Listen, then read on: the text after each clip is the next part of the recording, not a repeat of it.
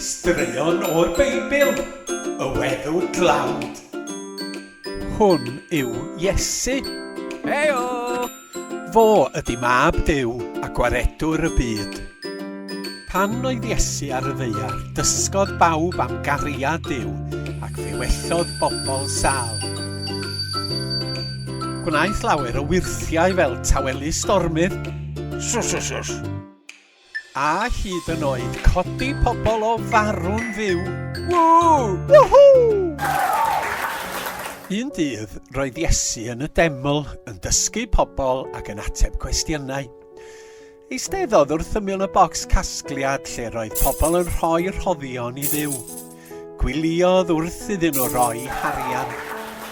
Gwelodd bobl gyfoethog yn rhoi llawer o arian.